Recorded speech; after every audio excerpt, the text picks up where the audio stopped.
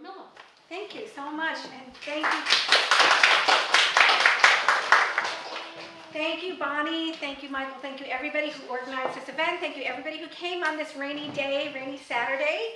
I'm so excited to meet all of you. My name is Pramilla Malick. As Bonnie said, I'm the chair of Protect Orange County. I come from Minisink. In Orange County, it's about 2 hours away, but I love the drive over here. I am originally from India. I was born in India, from Delhi, and you guys are named after Delhi, so that means you all have to vote for me now. So you look it's so beautiful here. It reminds me so much of Kashmir. Maybe you want to change that name to Kashmir or something like that. Anyway, if you want to have an Indian namesake. But I am, first and foremost, a mom. I'm a mom of 4 children. I did not seek out public life. I was drafted by circumstance. When I received a letter in the mail that my new neighbor was going to be a natural gas compressor station, I thought to myself, well, our local zoning laws prohibit this, so all I have to do is document that, show the responsible agencies our local zoning laws, and it will all disappear. Somebody made a catastrophic mistake, and it's going to get fixed through the legal regulatory process. That didn't happen. I discovered that our community was on the precipice of not only a public health catastrophe, but a climate catastrophe. I discovered that the regulatory process is rigged, and I discovered that there has been a wholesale takeover of our government by corporations that is unprecedented in United States history. And that this wholesale takeover by corporations is responsible for every public policy failure of our day, whether we're talking about energy policy, climate policy, education, healthcare, the right to collective bargaining and union organizing, nursing care. No matter what issue we're talking about, you see at the heart of it these elite, big-moneyed interests dictating public policy at the expense of all of us, every single one of us. I was a Bernie supporter in 2016, and what I discovered through my 7-year struggle, his message about the 99% resonated with what I had been observing, but it's not just the 99%, it's the 99.9%, really. And then the 0.1% that have all the wealth, all the power, and have a seat at the table. And we don't have a seat at the table. And I also discovered, sadly, that corruption was bipartisan. It knows no party bounds. And in our movement, in response, we were able to find a message that drew everybody together, from the Tea Party to the Occupy movement and everyone in between. And we all came together on some common core principles. We all have the right to clean air. We all have the right to clean water. And we all have the right to basic due process, values that our nation was built upon. Where did they go? They're gone. And we have to fight to get it back. So what I am, above and beyond everything else, is a fighter. An advocate, a relentless advocate, because as a mother, I'm doing it for those children over there, and for all of our children.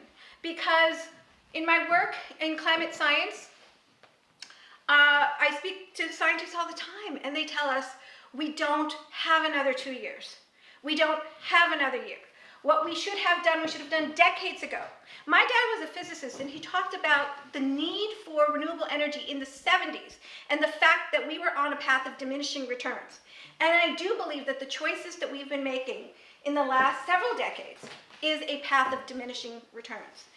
And so my goal as a state senator is to look at systemic causes of all of these crises. Some people have characterized me as a one-issue candidate. I am not. But if I had to pick one issue, it would be corruption, as I said, because I believe it's at the heart of every public policy failure of our day. I have deemed entire communities expendable, has deemed our children expendable, their future, their education, their opportunities.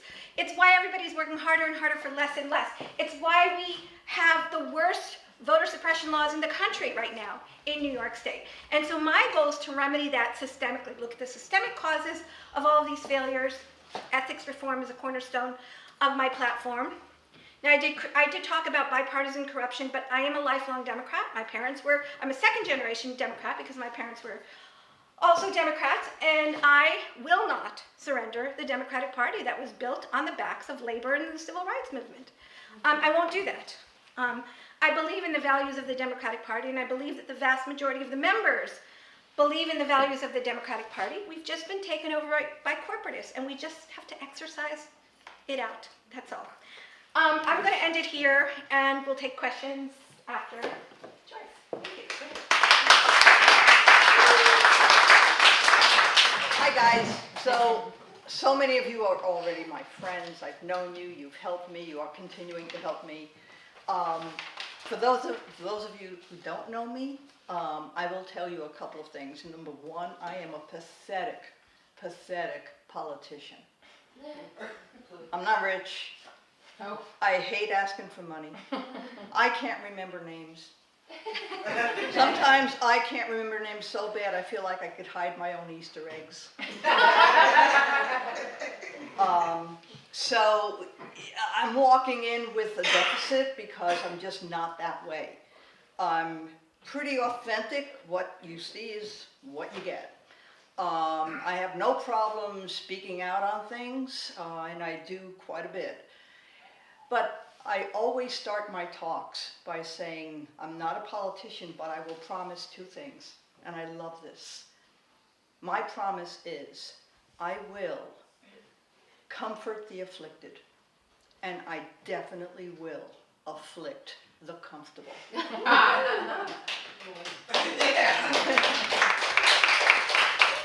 Pramilla hit on many, many points that I agree with, so we don't have to go into it. I think that when you look at all the people who are running, and we have 8 women running for the Senate this year.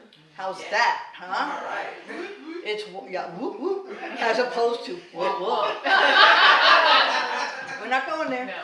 Okay, so I agree with so much of what Pramilla said. I mean, when we talk about what's going on and why we want to run, believe me, I had better plans for my retirement than doing this.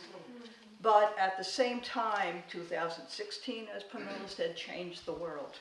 It changed everything. It changed my way of looking at this country. And for the first time in my life, I lost hope. And I'm an optimist. But I started losing hope after Trump won, and after I started seeing some of the things that he did and said, and is continuing to do. Then I started looking into our state government, and I found that we don't even have to look any further than Albany to see the devastation that's happening and the erosion that's occurring right now with the democratic process. It's true that the corporations are taking over, but you know what? They cannot take over unless there are willing people who are taking money. Here, here. So I will talk just a little bit about Senator Seward, and I don't even know if you know this about Senator Bonacek, but so I used to be a corruption investigator. I did time in law enforcement. I'm out.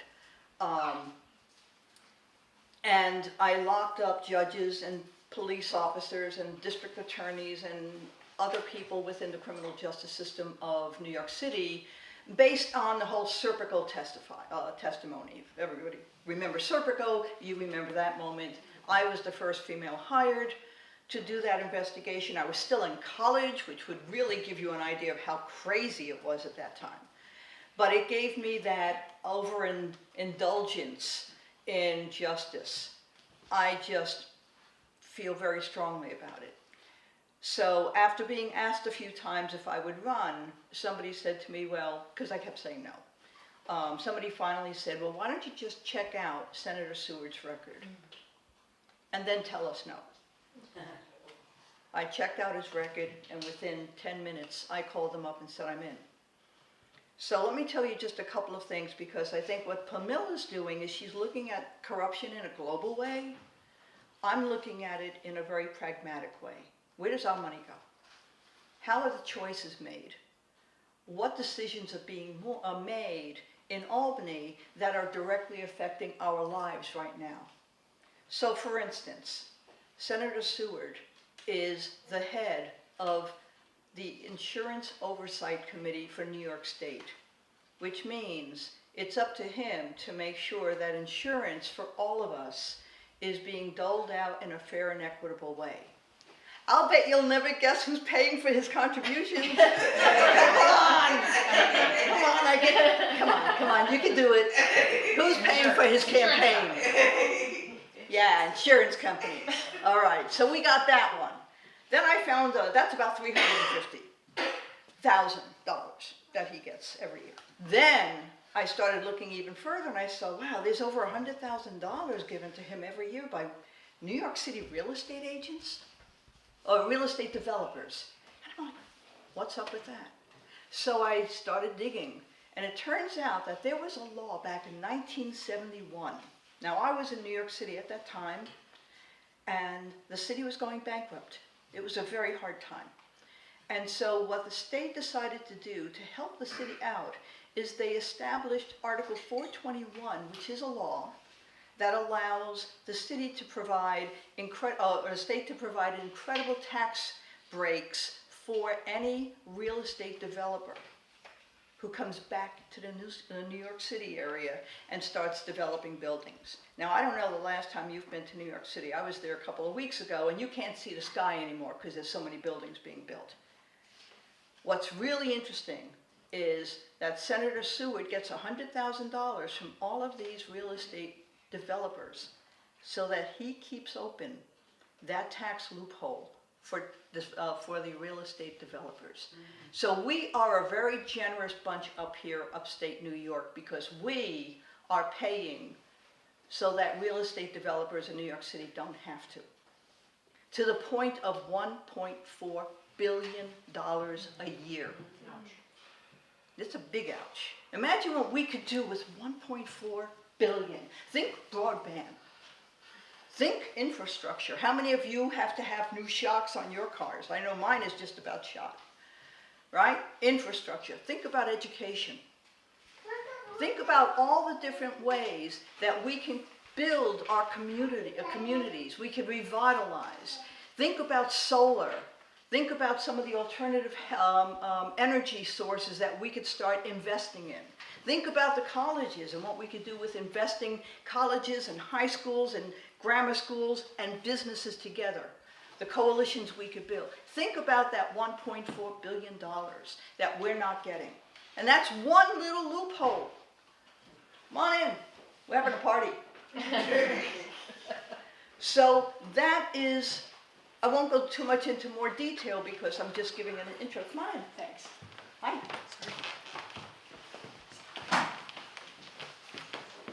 This is Pramilla and I'm Joyce. Just so that you can tell the difference, we look alike. So anyway, so that's just a little tiny nugget of what's going on in Albany. I will also tell you, and Pramilla, I don't think you know this, both Bonacek and Seward are right now taking full salary and their pension Yes, I do know that. at the same time.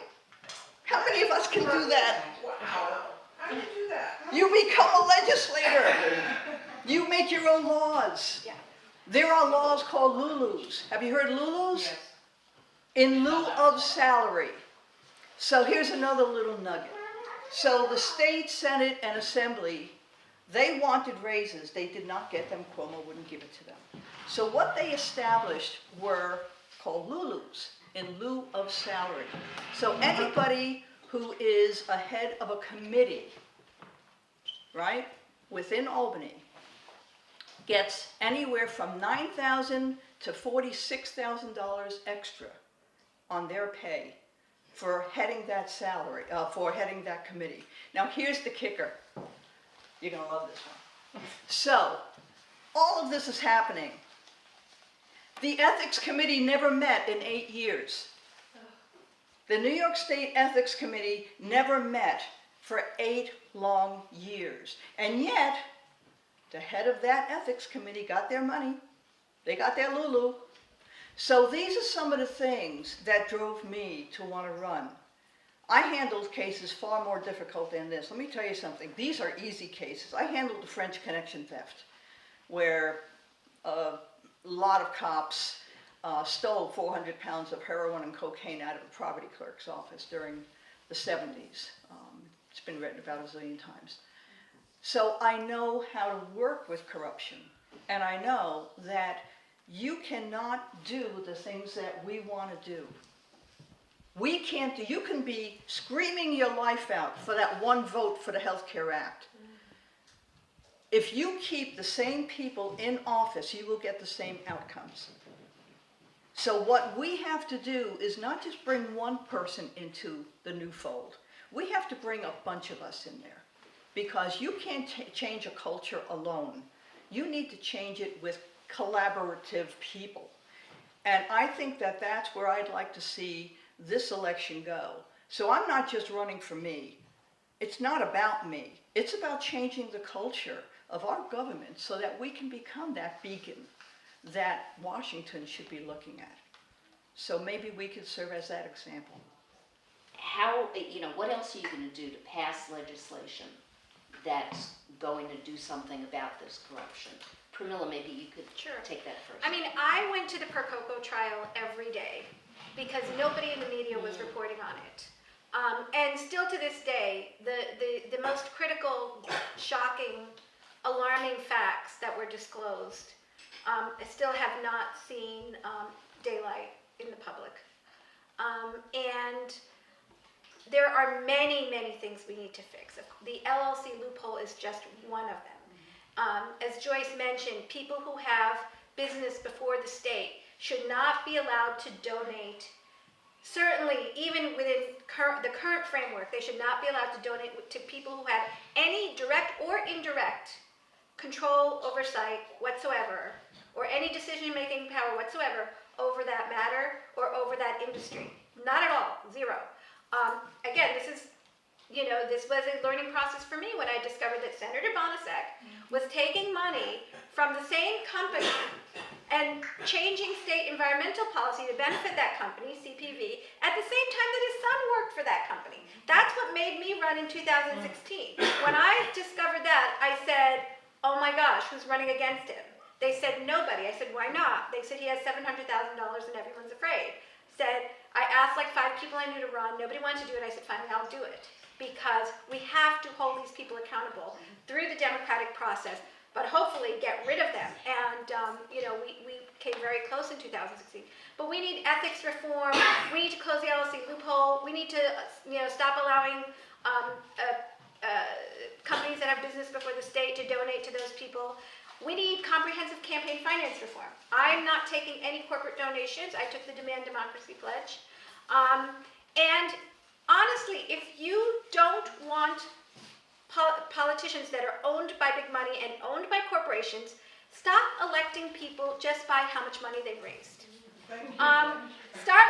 Start choosing people according to who has the best ideas.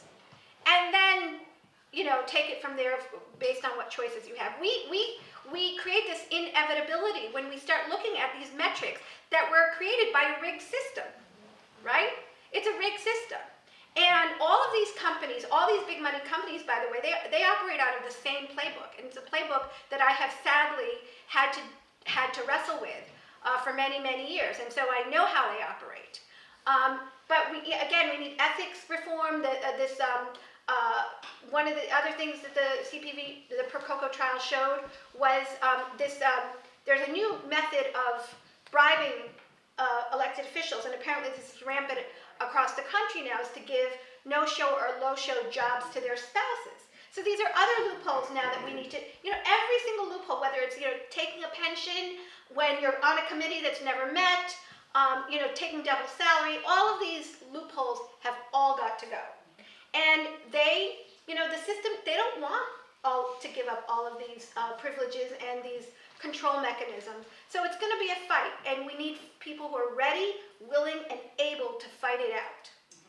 Joyce, in addition to that, to doing away with corruption, legal and illegal, what else could be done to make Albany run more smoothly and more effectively?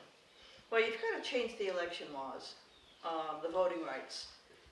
It is totally, I'm an election inspector, and it makes me crazy that people have to just about have letters from their mother if they want an absentee ballot. So we have to change the election laws. We have to change the voting rights. But I think that we have to look at law itself. We have legalized, over the last 30, 40 years, we've legalized corruption. We've legalized that kind of thing. So, you know, in order to clean it up, all of that, plus you've got to look at laws and you've got to change them. And you've got to have enough people in the Senate. I think the Assembly would go along. I think we're good on the Assembly. It's the Senate that seems to be the barrier. But we need to be able to look at some of these laws that allow people to get away with all this stuff and start nitpicking one after another.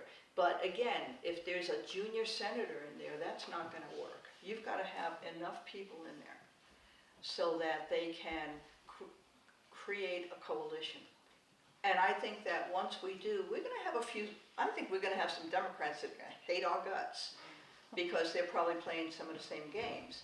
However, I think that I would not want to pounce on them. I would want to invite them to be real senators and to remember what they were supposed to be doing and what the honor it is to be in the seat that they are, and bring them in. Okay, relating to that then, and I'll direct this to Pramilla, how do we educate and combat the propaganda machine of Reclaim New York? Interesting. That's why Pramilla's getting it first. Yeah, You'll get one. I mean, you have a lot of experience with these people. I actually had a radio program on a fairly conservative radio program, and they came right after me. And their whole thing was filing FOIA requests on school budgets and putting pressure on school boards, rather than helping school boards get the resources that they need. So I kind of saw through the game. Reclaim New York, I think, number one, exposing the connections, the relationships, the industries behind them. I mean, knowledge is power. No doubt about it, knowledge is power. And with all despite all the fake news, people have to be proactive in distilling real facts, and there are real facts. They really do exist. There's evidence out there that can be documented, and exposing the agendas behind organizations. And I have a lot of experience with not just Reclaim New York, but a lot of public service organizations, organizations that are supposed to represent the public good.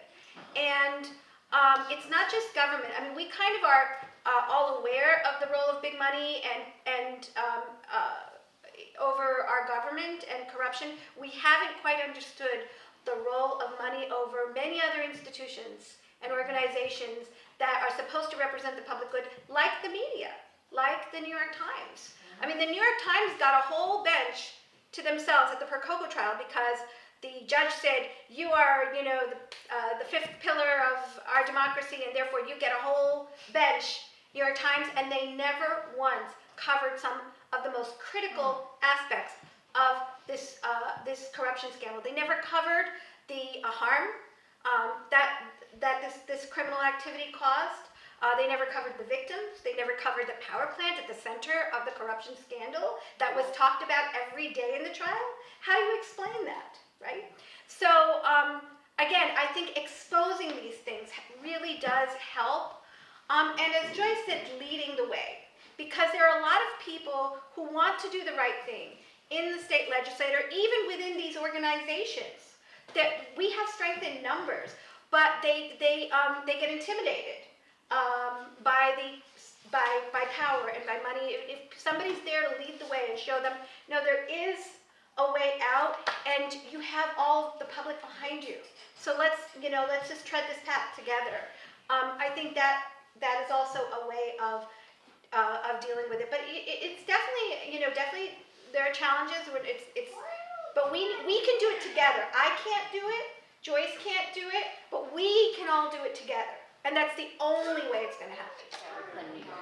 All right, so I had dinner with Senator Seward about a year ago. I was at an affair and I happened to sit next to him and we were chatting. And I talked to him about Reclaim New York and I said, are you aware of dark money and its influence and et cetera, et cetera? And he goes, you know what, that's just a fringe group. We don't have to worry about that. And I went, whoa, whoa, whoa, whoa. Do you understand that they have foiled 2,500 schools and small towns? Do you understand that they're very divisive? And he said, look, it's just a fringe group, and they're not going to make any headway. They're not going to do anything. Well, right now, they're in Utica, and they have insinuated themselves into Utica, and they're now starting to build their candidates' base. We've chased them out. I almost disagree. One person could do a lot if you scream loud enough and if you're willing to drive far enough. One of the things that we were able to do, and it's not just me, it's a few of us. Susan Day is very involved. I don't know if you know who Susan Day is. She's a former actor. She lives up here, and she and I have buddied up and become partners in crime on this. And she and I have gone to reclaim workshops so that we could hear from the mouth of those babes what they're saying and understand how distorted it is and find ways to counter what they're saying, because what they're saying is extremely alt-right. I call that white supremacy, but it's extremely alt-right. They want to do away with public schools. They want to do away with unions. They want no revitalization money. They don't like subsidies. So they basically are saying this is an extremely libertarian group that only wants, as their leader, Robert Mercer, says, government to be the size of the head of a pin. So that's exactly what they're looking for. And I started writing letters to the editor. I actually got it published in the New Yorker. And from there, I was able to spread the word by going to all different indivisibles that were in the areas that Reclaim was trying to get into. And we tossed Reclaim out of a lot. We tossed them out of Endicott, out of Vestal, all of Delaware County. We did such a number on them in Delaware County that after the event, they actually chased me out. Do you know this? And offered me a job. Because they actually admitted to me they know nothing about corruption, although everything they talk about is about corruption. Okay, So you can do it by word of mouth, by letters to the editor, it's the exposing. Okay. I just want to just make one more comment about that. They use very ambiguous language. So they invoke corruption, and who's not opposed to corruption? Right. And who doesn't understand that corruption is ruining our lives? Everybody. So they use these hook words. And I recently just saw a petition that said, save public pension unions. Oh no. And I was like, of course, I want to save public pension unions, of course. I look at the petition and it says, stop efforts to divest our pensions from fossil fuels. So that's how they hook. So they do this spinning, and we just have to constantly unspin, as Joyce says. And one footnote, last week we discovered that there is a Reclaim Connecticut. Every one of the senators, assemblies, the governor, everybody who is a public official has to swear an oath. And I feel like that's a joke at this point. And I don't like that being disrespected any more than anybody who tarnished my badge was not my friend. And so I don't care how high up it goes, we have to clean it. The problem is we don't have the right cleaning people. I'm a good cleaning lady. But you understand what I'm saying. You have to have Preet Bharara was my hero. Yeah. Okay, now he was cleaning it up. Yeah. And what happened to him? He got fired. So we have to find a way to put some, I mean, my boss was fired. Maurice Majori was fired because we started hitting on politicians. So we have to find a way to allow some kind of a resource that could investigate and prosecute any of these ethical, corruption, misuse of power allegations. I thought the Moreland Commission was. Yes. No. A commission does not have prosecutorial power. So we had the NAP commission in the 70s, but they only can make recommendations. After that, it's up to the state. So that's how we got the Special Prosecutor's Office for Anti-Corruption back in the 70s. We need to do the same thing now, but on a much bigger scale. So the Moreland Commission was set up by Governor Cuomo to root out corruption, allegedly. And we were one of the groups that filed complaints with the Moreland Commission. And I think I do believe that there was an attempt within the Moreland Commission to investigate the governor's office, and that's when he shut it down. And so this is why what Joyce is saying is there has to be an independent special prosecutor, an independent investigator. How high does the corruption go? It goes to the very, very top. And not only that, but it's the same people, right? So this is another thing that we learned with the CPV. Again, it was kind of a window into Albany, this one issue, which is why it's taught me so much. But the same people behind that power plant were also, they're a cadre of people, Paul Manafort, Roger Stone, they had a lobbying firm in the 90s to early 2000s called Manafort, Blackstone, and Kelly. Peter Kelly, the father, is one of the most powerful fundraising, he ran one of the most powerful fundraising firms for the DNC for many, many years. And what Roger Stone and Paul Manafort did was very brilliant, actually. When they felt the pulse of the country reacting against the Reagan administration's deregulations and attacks on the unions, they said, you know what, why don't we just find Democrats that will advance our agenda? And that's exactly what they did. And they took Democrats and just had them recast the same agenda, but in rhetoric that would appeal to liberals, and hence the birth of neoliberalism. But in any case, they're the same people behind this one project, right? And they were also very much involved in supporting Cuomo's rise to power and Donald Trump's rise to power. So CPV's executive is sitting now on Trump's Economic Advisory Board. But I do want to talk a little bit about the demographics of the district and how that matters.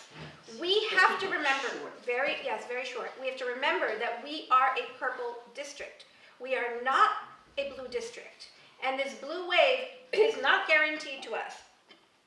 And people in Orange County especially, you have to remember, Orange County is more than half of this district, voted for Trump in 2016. We miserably lost seats in the Orange County legislature. So there are people who still support Donald Trump in our district, and demonizing them will not help us win. They voted for him in 2016 because, and I've heard this directly from many people because I campaigned in 2016, and they said he has so much of his own money that he's not going to be able to be bought out. But now we know actually he was bought out, and he is owned by big moneyed interests, and he's owned by the same kind of big moneyed interests that own some of our Democrats. And so when people look at Trump and they look at all the horrible things he's doing, I'm like, look at who's behind him. Look at who's funding him. Look at who's feeding his administration. Look at how he came to power. We need to start doing our homework. We need to do a lot of research, distill through all the muddled facts, and we need to get this information out to the general public. And the public also needs to take ownership and start doing the research. Thank you. We're talking about voting, so let's talk a little bit about voting. Democracy depends upon citizens' participation. Sometimes people don't vote, giving excuses like they're too busy with their work or their family or the candidates weren't good enough. Many people believe that not voting is far worse than voting for the lesser of two evils, and I think we've got a good example of that in the president. Pramilla, what are your views on this, given that you didn't vote for 16 years? No, I did vote. The records were wrong. What I did, so I was a young mom, again, with 4 little children, and was very busy. What I did do is campaign door to door for Barack Obama for both 2008 and 2012, which took me to Pennsylvania and Ohio, so I wasn't here when we voted. I did vote, I think voted for him in 2008. And I always felt like that's more important, that I go out and rally people that I know in Pennsylvania to go vote for him.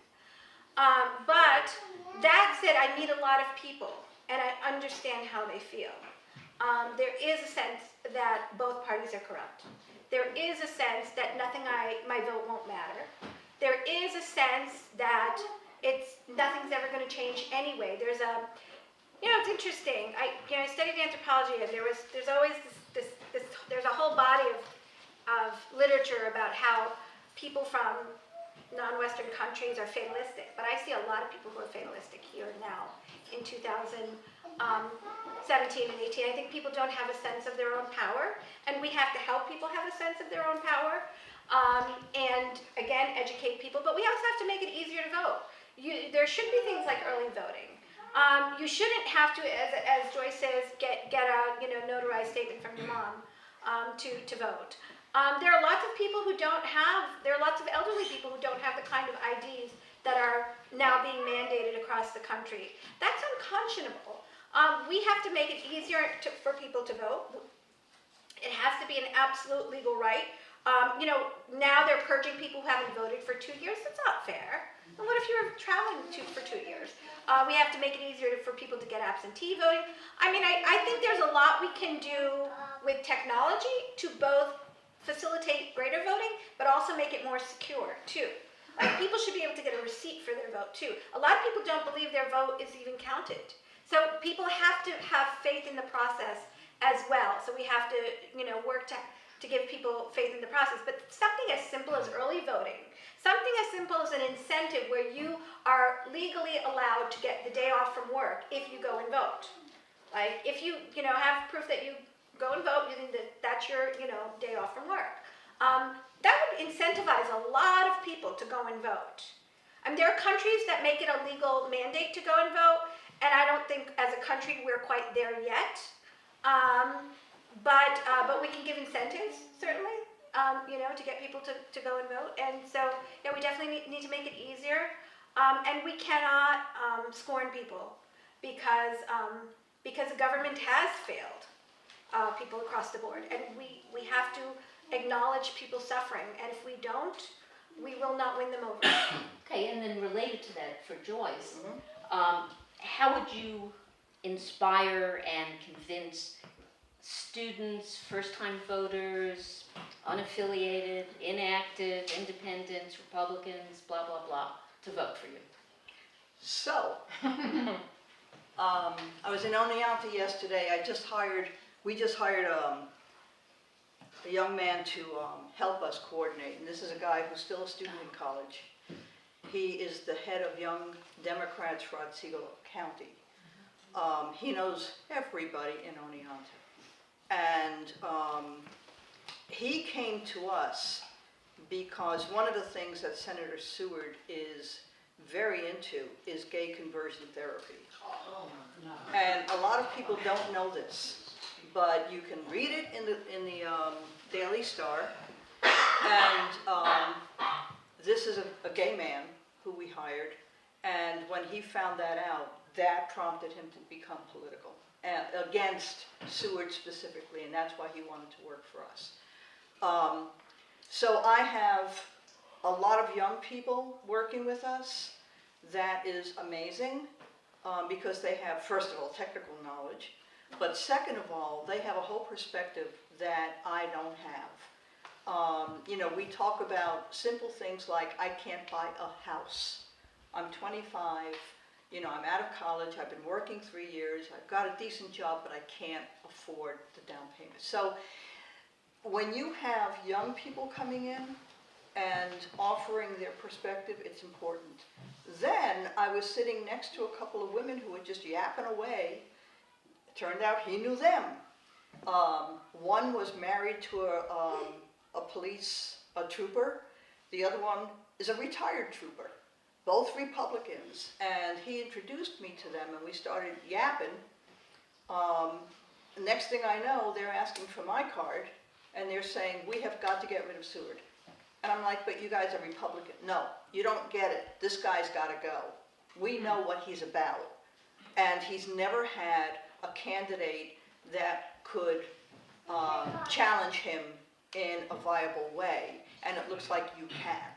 So I'm going to get my Republican friends. As a matter of fact, the one who's married to the trooper is running for sheriff on a Republican ticket. I'm campaigning with him. Because I don't think a lot of the things that we need to solve are Democratic or Republican. So how do you get people who are outside of what we would consider the electoral base? You talk to them and you give them what they need, because what they need is maybe not what you need, but it's part of what the community needs. Okay, well, that also answered my next question about running against an experienced incumbent. Okay, how to get people to vote against him. He's very vulnerable. People don't think he is, but anytime I start bringing up the gay conversion therapy, I start bringing up the money he makes, I start talking about the decisions he made, about domestic violence and guns, people go, I never knew that, and I'm just as guilty. 2 years ago, I thought he was a great guy because, you know, he gives our firehouse a new truck, and he gives, you know, he's like handyman. He throws the money out. Our money. Yes. And it's our money. Also with this, just so you know, because I was in Albany lobbying for vote or election reform in New York State, and his office said it's just too expensive. Everything is too Yes, expensive. too expensive. We can't do anything about, you know, about having single day voting. We're one of the only states in the country that still has that. Right. And all of that. So Right. that's also another thing that he really failed. We need to. Okay, so We need to create doubt, because you know, he really hasn't had. I don't know about Bonacek, but I can only speak for Seward. He hasn't really had a viable opposition in a long Neither of time. them have in No. this district. You know, you read the last time that there were issues, but in these districts since 2012, neither of them have had viable candidates running against them. So let's talk about Bonacek's seat for a second, okay? You made your decision to run before he even retired. Oh, well, we made our decision in 2016. Last time, yes, right.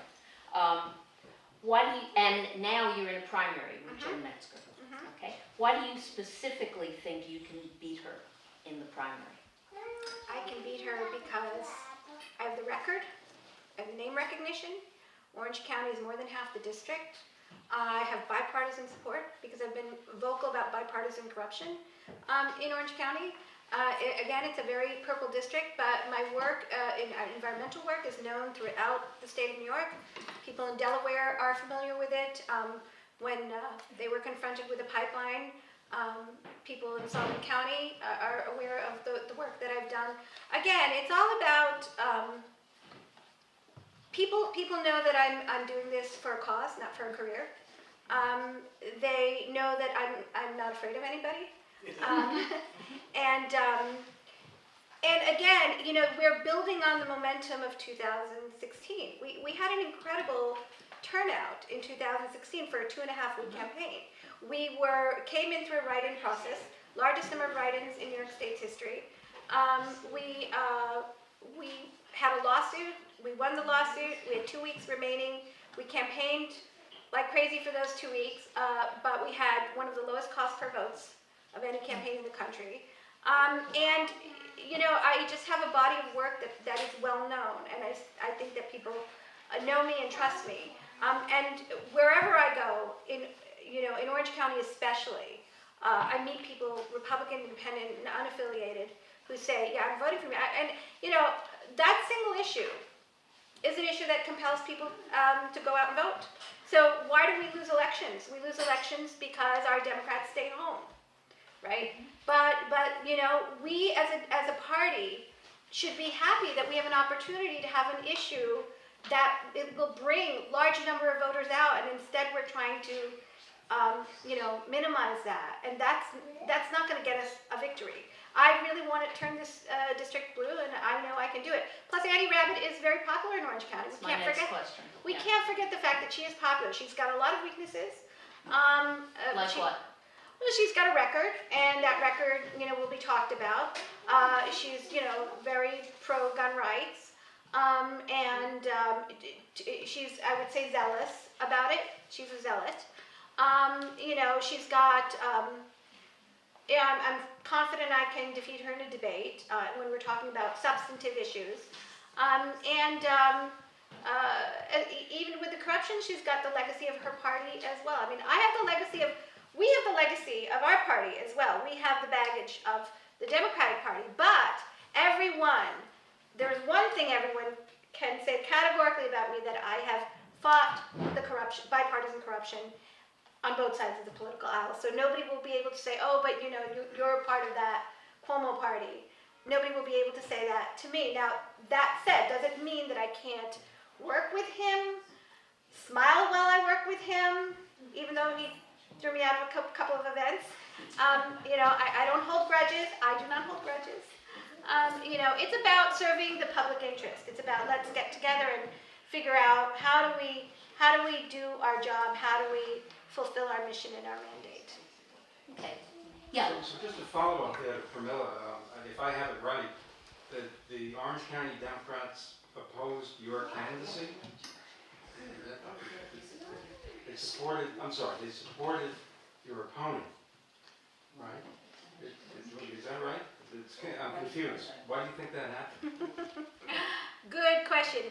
I know that votes were whipped the day of the vote.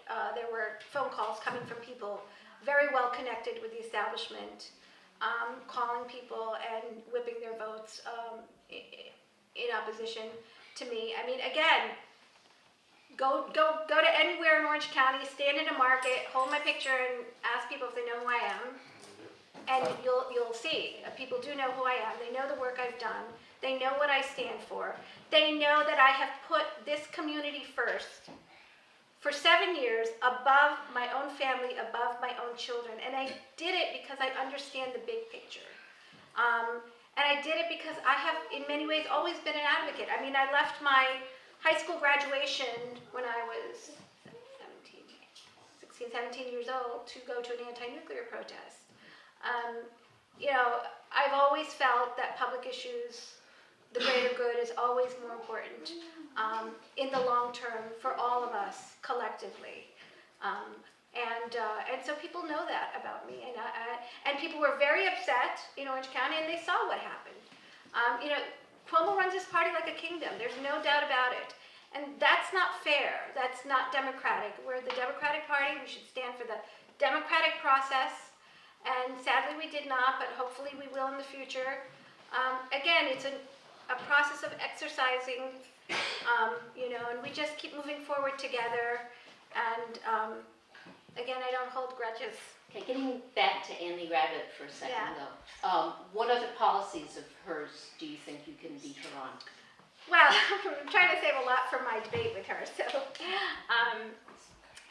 you know, the Republicans have a traditional talking point, and they have pretty much. Culturally, they have abortion rights and gun rights, and the right to life and guns. And politically, their big message is that they're the party of tax and spend, tax and spend, tax and spend. But the real question, and I would respond to her, is tax who? Spend on who? We are subsidizing this power plant that is poisoning people right now. And they are paying with their healthcare costs, infrastructure costs, they're paying with taxes. That company is getting a pilot agreement, payment in lieu of taxes. They're getting subsidies in the amounts of hundreds of millions of dollars per year. Now, what is it costing us as society? We had some scientists come and prepare testimony for us, and they concluded it would cost us $900 million per year in healthcare costs, infrastructure damage, and other economic losses. And Orange County, like Delaware and Sullivan, is an agricultural economy. We're very dependent on our agricultural industry, and our agricultural industry cannot survive without clean air, clean water, and clean soil. So, again, I'm ready for Annie Rabbit. She's popular, but I think that I have probably more name recognition than her right now in Orange County. What are the biggest legislative roadblocks to fully transitioning to renewable energy, and how would you fix them? And as part of that, how can we change the direction of polluters creating hazardous conditions across upstate New York? Ye gods. That's a big question. Yeah. Well, we have to strengthen our policies and make them real on alternative energy choices. There is money available that would allow us to create solar farms, to look at wind turbines, to look at geothermal, and even some hydro electric choices that can mitigate us using more fossil fuel. We need to be way stronger about these pipelines coming in. I understand Keith was talking to me a while ago, and a few other people who are very knowledgeable in this area. That 82 trucks, bomb trucks they call them. Do you know about bomb trucks? Of course, yeah. 82 bomb trucks pass through Oneonta every single day. Herkimer as well. So we have fossil fuel resources that are still being pushed. And I would say that this is one of the things that I differ with Cuomo, because he's behind all that. I think that, again, if you have people, I know Seward, all he talks about is more pipelines. So if you eliminate people who are supporting yesterday's fossil fuel choices and bring in people who are more knowledgeable, more supportive, more eager to look at alternative choices, you can make legislative changes. I would also say, though, that some of them could be done very quickly. Many of them have to be done more thoughtfully. It's not like we can just turn everything around. So one of the concerns that I have is for a lot of people who just want it done. I want it done as well. I mean, I love my piece of the Catskills, and I want to keep us pristine. I also like driving my car because I have to get from A to B. So I know that we're going to have to make some hard choices along the way. But I know Jen Metzger, for instance, was able to get some legislation in to lower the oil bills in her town. And that was just a little local thing that she was able to do. Resolution. So if she was able to do just that, It's not a good thing. no, lower the prices. That's not a Yeah. good thing. Let's not Well- debate that right now. Only because it helped the town and the people in it. But we have to start eliminating oil and gas. I'm with you on that. I'm just saying that for that one choice, she was able to make, I run a food pantry. So I know what it's like for people to have heating problems in the winter. So for them to pay a few dollars less makes it easier for them to buy school things, and so I think that way too. So I just think that you have to have people, Bonacek, Seward, I mean, they're both for the pipelines, they're both for fossil fuel. You gotta change the mindset. Okay, Pramilla, have a ball. I could talk for hours about this topic. Keith over there is one of the experts that I've been working with for many years on energy policy and climate policy.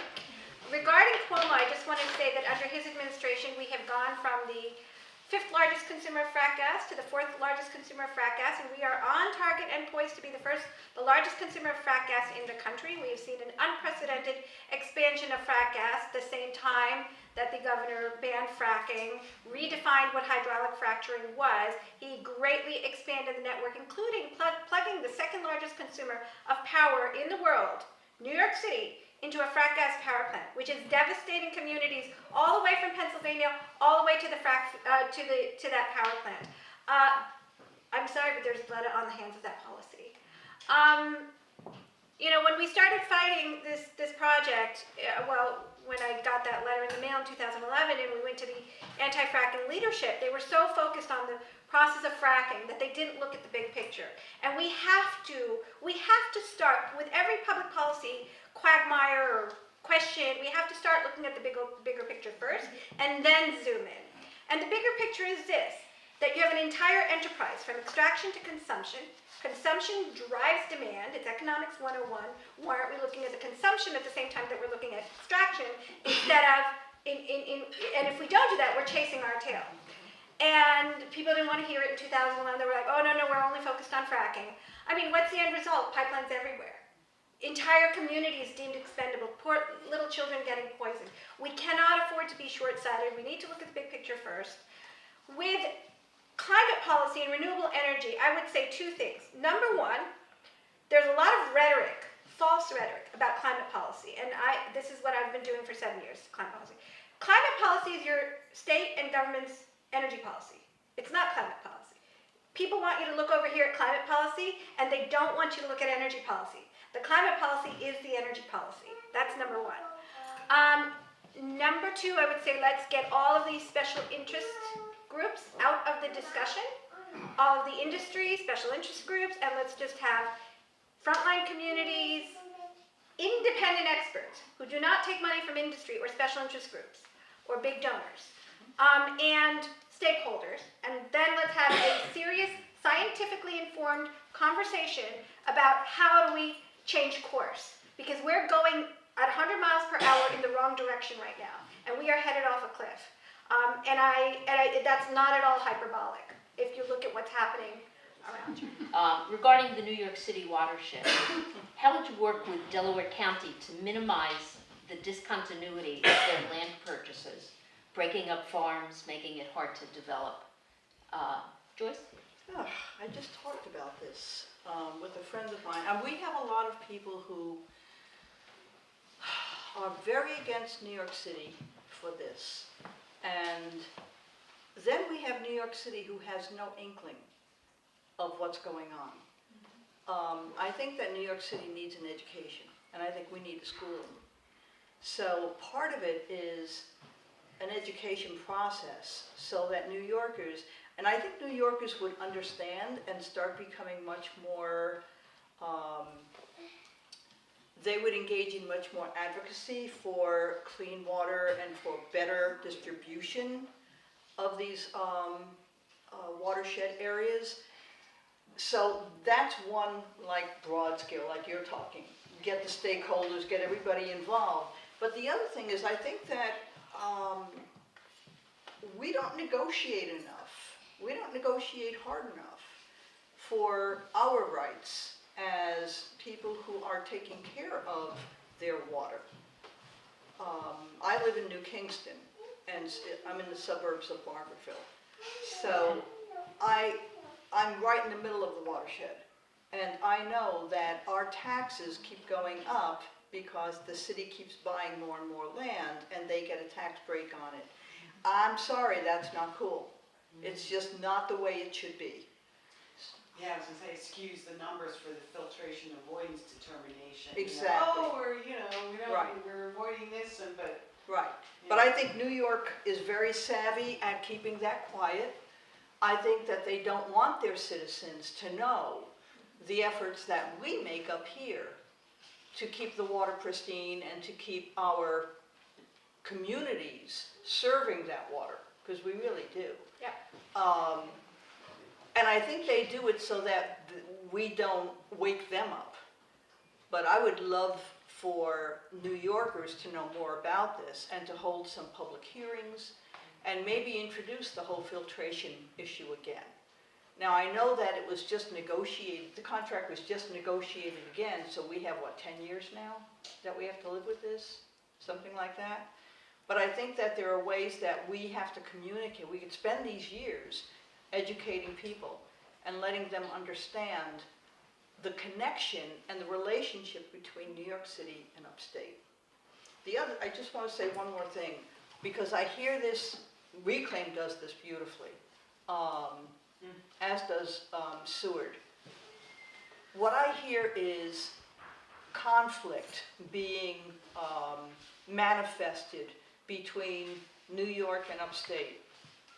We should be partners. There are things that we have to offer and we are offering that they need. We are an agricultural state, and New York City doesn't get it. They have no idea where that container of milk comes from. They are innovative. They've got lots of resources we could use for jobs, for economic development, for a lot of different things. If we stopped posturing and did more partnering, I think that we would be better together. And I do think that the filtration process and the watershed conflicts could have better outcomes. Yeah, I mean, I agree with everything Joyce said. I experienced this in 2016 when I came up here and heard the hardship stories of farmers. There absolutely needs to be compensation for the people in Delaware County. There's no doubt about it. And they have not had advocates, strong advocates, advocating for them. Again, this is something that I'm 100% committed to doing because, look, I've lived in New York City, I've lived in upstate, and we're all one state. That's true. And ultimately, upstate and downstate really need to see their commonalities. And we do both have things to offer each other. And New York City needs to understand that upstate is a critical food shed and watershed for them. And that it's unjust and unfair to take without compensation. So both our water resources and the communities that host them, as well as our farmers, need to be better compensated. There's no doubt about that. But ultimately, we need to get some serious laws in place about water rights, because we are emerging on a very serious, widespread water crisis. And if we don't get certain laws in place very, very quickly, we are going to see the conflicts escalate exponentially, and the people with power will take. And there is an effort to privatize water resources. I'm 100% opposed to the privatization of any natural resources or public resources whatsoever. I think we should actually be going in the opposite direction. But there are efforts to privatize water resources, and so we have to get these laws in place right now that will protect communities upon which these aquifers exist. And in our community in Orange County, there's a similar smaller scale battle underway where water is being taken from one small town, and they don't have water themselves. They're suffering with wells that are going dry in that little town, and being diverted to the city of Middletown, which is using it for their needs because they're selling all of their water to this power plant, which is consuming 1 million gallons of water per day. So we have to, this borrowing from Peter to pay Paul with our water system is not going to work. And I think that host communities upon which these aquifers exist, they have the right to decide their future and their destiny, and we're supposed to be a home rule state, so we need to kind of apply some of that logic and reasoning a little more fairly and judiciously. But ultimately, there has to be compensation. And our water needs are just growing, and they're adding more communities to the list of communities that are taking from the Delaware aqueduct, right? Newburgh is, there are new sections of Newburgh and Cornwall that are being added, and KJ is also being added. So the demands on the state of Delaware are going to increase. And so there has to be compensation, and there has to be a role for stakeholders here to be part of that decision-making process. And it's a tragedy that it hasn't already happened that way. That was my point, if I may. And where has Seward and Bond checked in for 32 years? I mean, this has been happening, it's not something that just occurred. This has been happening slowly and concurrently. And when you say we don't feel represented, that's the one thing I keep hearing in all the communities that I'm going to, is we don't feel represented. When you have this kind of a monstrous issue, and I do agree with the water limitations, I think that we're in for a big struggle as well. When you start looking at the resources that we have and how unprotected we are, and you have to look at the representation that we've had all these years and how they've missed it every 10 years. They've missed this. Why aren't they engaged in this? Up here, we have the water and the food. I'm going to ask the two of you to promise something to us here in this room. If you are elected, will you agree next spring to go, once you are established, but not too long into it, find 2 other state senators from New York City and start working together to represent our situation here and to get as much as you can out of them. But I think that the problem has been that no one has gone and said, we're going to do this for you. So this is something I'm asking you to, if you're elected, to do for us. When they were elected. Yeah, when they're elected. Well, expect, yeah. I'll go one Pramilla? step, sorry, thanks, No, sorry, I Go jumped in. ahead. No, no. I'll go one step beyond that. I will not only get senators and assembly people in New York City to support that, but I will get New Yorkers to support that. And they will be the ones telling their state senators, hey, wait a minute, this is our watershed, this is our food shed. It needs to be protected and it needs to be supported and funded.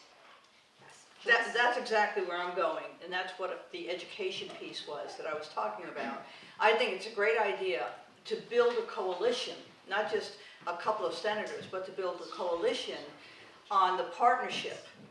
So what I'd like to see is a partnership, a coalition formed, not with 2 senators, but with all of them down there and us up here. There's this, we attended this wonderful thing called the Rural Democratic Conference. Now this is something that was set up a few years ago because rural Democrats did not feel, again, represented. And we felt that we were always kind of like the stepchild of New York. Well, this conference brings all the elected officials on a Democratic ticket together, and we were lucky enough to be part of it this spring. And what I can tell you is that there are partnerships that need to be built. There is still that separation. Oh, those are the New York City people. Oh, this is, and that has to be broken. It's what we're doing now with opioids. Okay, good. So the Building model's there. a coalition with all the stakeholders, Right. including the community, Yeah. including the business, yes. Because you can't solve a problem. No one person or no 2 or 3 people can solve it. It's got to be everybody sitting together and saying, wait, this is my perspective. How does that fit with what you think? How do we work it together? And the ability to make people accountable for Yep. what they're signing up for. Here's a rural question, okay? How do we stabilize milk prices so dairy farmers stay in business? Pramilla? I gave me the hard one first. I support subsidies for milk farmers. Again, we need to keep our dairy farms in business, and in order to do that, we need to subsidize them over the long term. We need our farms. Our farms are a critical public resource. I mean, they're privately owned, but they're something that the whole public depends on, and so we can't afford to lose our farms. That said, how do we make our farms more economical, more efficient, more productive? I think some crop rotation, diversity, let's sit down with agricultural economists and experts, and again, experts that aren't owned by any particular industry, but let's sit down with some experts and figure out what kind of diversity in crop production we can bring on to these dairy farms to make them more economically viable and financially successful. in addition to maintaining subsidies for our dairy farmers. Again, critical resource, you know, their dairy products are used in a lot of other products as well, and it's an important part of our economy. Okay, let Joyce answer it, then I'll get to you. Okay. You know, it's interesting, I was getting articles a few months ago on suicides, because I've worked in that area. But suicides of dairy farmers, and it just made me cry. I have a dairy farm, actually where I am, we had 22 farms when I first came up 40 years ago in my area. Now we have 2. And so I know them, and I know the farmers work their tails off, trying to just make ends meet. And they do have a lot of innovative resources that they use. They are doing, at least this farmer, still alive, still doing his thing because of 2 things. One, he pays attention to every new resource that's available, every new grant that's available, and secondly, he's got a son and a daughter who work with him. His wife has to work full-time in order to make this work. The problem I'm having is we have the capacity to bail out Wall Street, but we don't have the will to bail out the most important field that we have. So it makes me crazy that I spoke with a farmer the other day in Meredith, and she was a real Seward person, and she said, oh, Jim does everything for us. And I'm like, then why are people committing suicide? I mean, what's going on?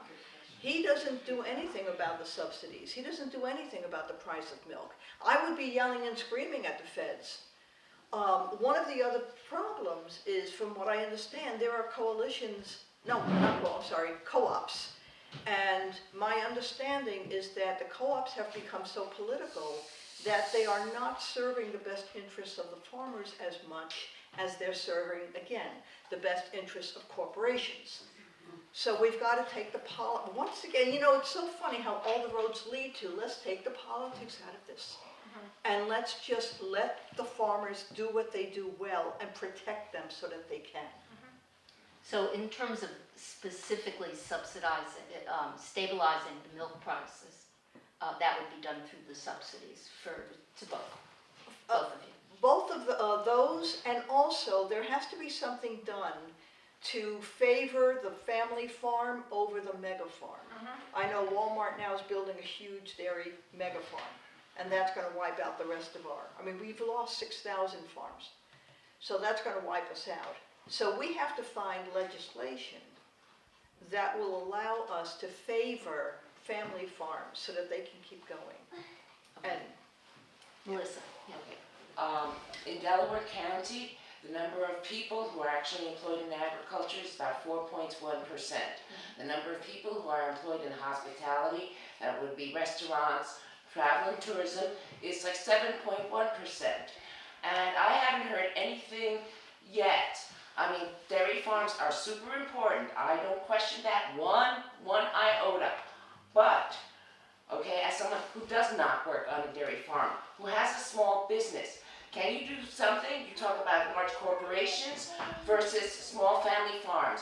Could I hear something about small businesses, like maybe that businesses, you know right now that small businesses are classified as small businesses that have 50 employees or less.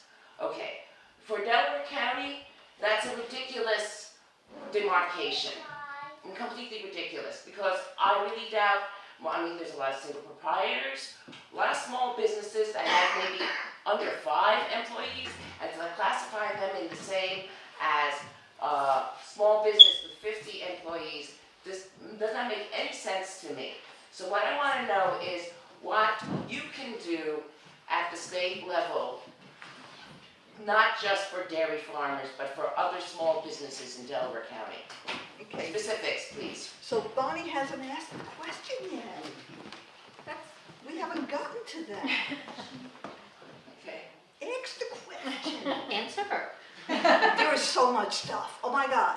So I was in Norwich. You're talking about economic development, and you're talking about how do we build our communities, and the communities include business.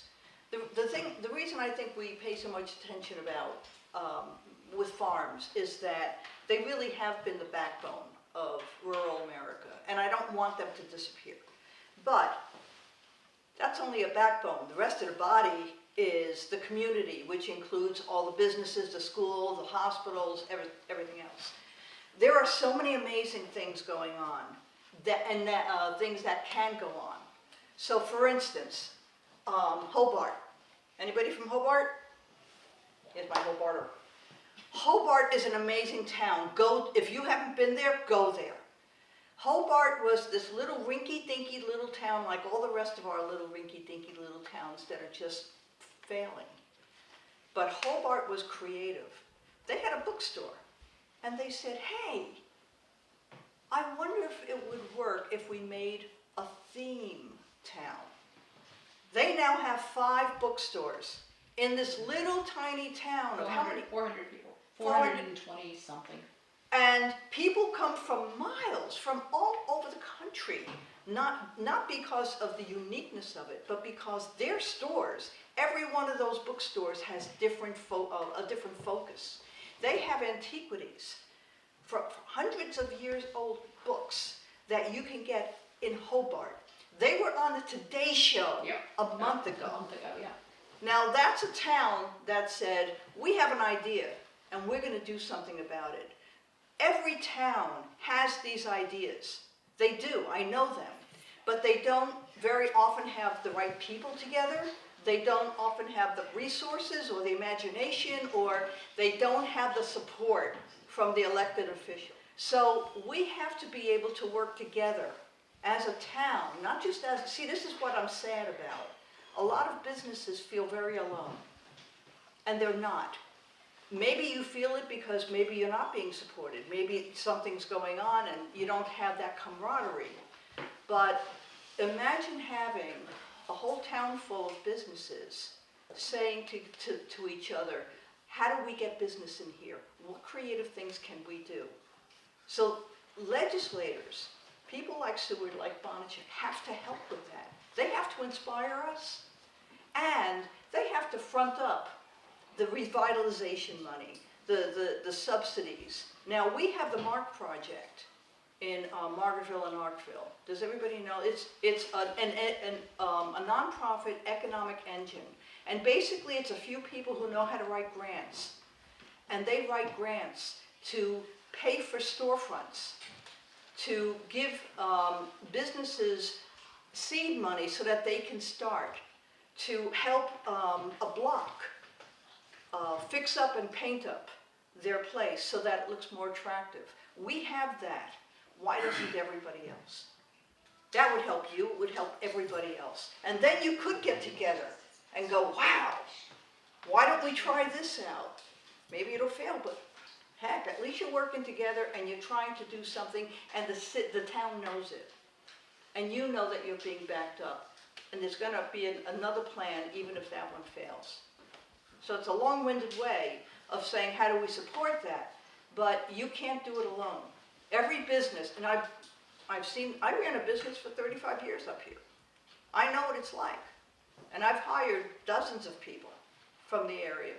I know what it's like, but you can't do it alone. Pramilla, your thoughts? Sure. I mean, I agree with everything Joyce said.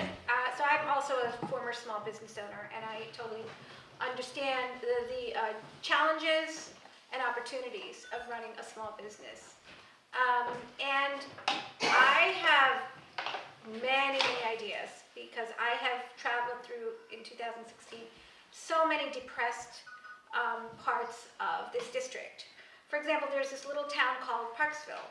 And Parksville used to be a booming little rural town because the highway that at the time was 17, and when it had lights going through it, used to stop right through Parksville.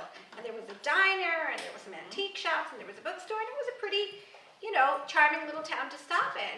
And then Bonachek was actually responsible for the building of the highway, the rebuilding of 17, that took the traffic completely away from Parksville.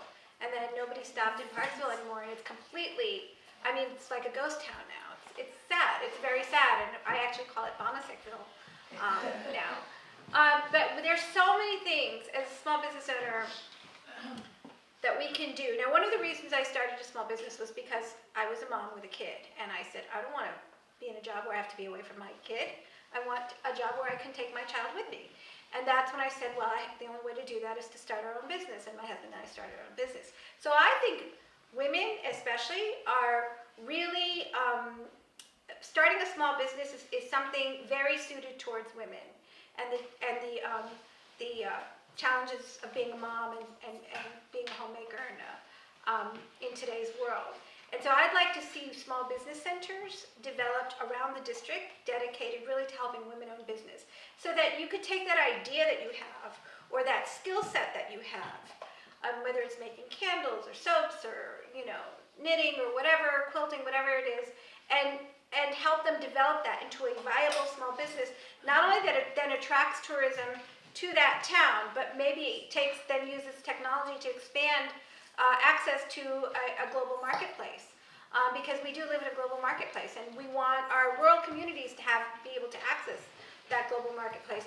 The other idea that I had in 2016, which I would really like the opportunity to develop, which will happen if I win when I win, is to create like a travel app that takes you along 17 and along 84 and along some of these other major routes, and tells you what you can get in each town, and kind of directs you to that town. Oh, you get the best pies here at this restaurant. You get great handmade items and arts and crafts, and there's a wonderful antique store in that other town, and just kind of really create a kind of little path to go through the district that draws tourism through the district. Everyone is looking for a place to get away and go away, and agritourism, again, is a big part of the economy here. And those farms, by the way, are a big reason why people want to come here in the first place. So again, that's another reason why we really need to protect those farms and the rural character of these towns. But there's a lot we can do in terms of infrastructure development, municipal broadband, again, safely, so it's done without public health consequences. But there's so much we can do. And again, we have these economic development agencies, again, the brainchild of some of our state legislators and our current administration. They give away like large $10 million grants to these big companies that don't need a dime, who are really not going to generate long-term good quality jobs, that are not vested in our communities, and are really extracting our resources and making us pay a long-term price. Instead of giving out $10 million grants to big billion-dollar companies, we should be giving out like $100,000 grants to people who want to generate small businesses, to people who live in these communities and are vested in these communities, because they will not want to poison the water and the air where their children live and breathe. And so, there's a lot we can do. We have to have the political will. As Joyce said, we have the money. Just pick one loophole and you find a lot of the money. It's a lack of priorities, a lack of vision. Our current legislators, they don't have vision, and they don't want to have vision, because they're not paid to have vision. They're not bought to have vision. So we need people who are doing it for different reasons, who are getting into this, again, to really, truly serve in a way that we desperately so need today. Yes. Well, let me stop the formal part of this now, because it is 5 o'clock and it's been a good 2 hours, just chock full of things. And we want to thank the candidates, and I want to make a couple of